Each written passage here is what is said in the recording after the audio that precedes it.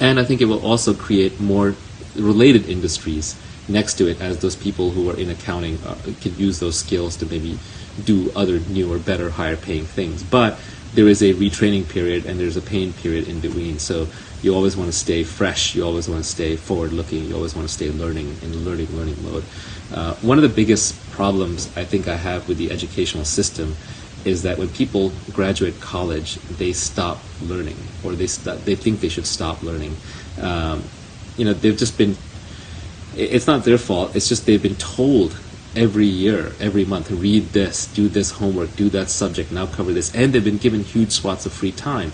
And then all of a sudden, all that time is taken away, and very traumatically, you're thrown into the workforce and said, now get up in the morning to be at work by 8 a.m. You can't leave your desk till 6 or 7 p.m. You got to grind on this, even if you think it's nonsense, if you're not learning anything.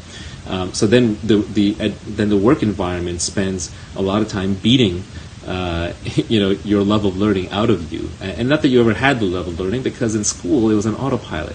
So I think what's really important is to develop a love of learning. That is more important than anything else. It's more important than what you learn. It's more important than what school you go to, and it's more important than what job you have.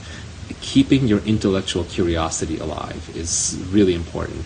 And the only way that's going to happen is if you learn what you love, if you read what you love, if you do what you love. The moment you are doing it because somebody else is telling you to do it, or society is telling you to do it, you're just not going to stick with it. But the good news is that even if what you're learning to love, even if what you're learning is impractical, I still think it'll pay off in the long run, economically. And the reason is because eventually you just get good at learning, and so then you learn new things. So if you like to read, you'll read new things. If you watch podcasts, even if they're fluffy podcasts that you're not getting much learning out of, over time you'll just find yourself listening to more and more podcasts. You'll get bored of the same old topics and you'll move to something new.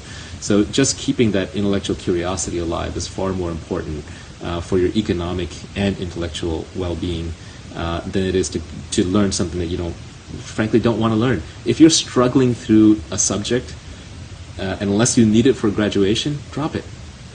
Go learn something that you want to learn.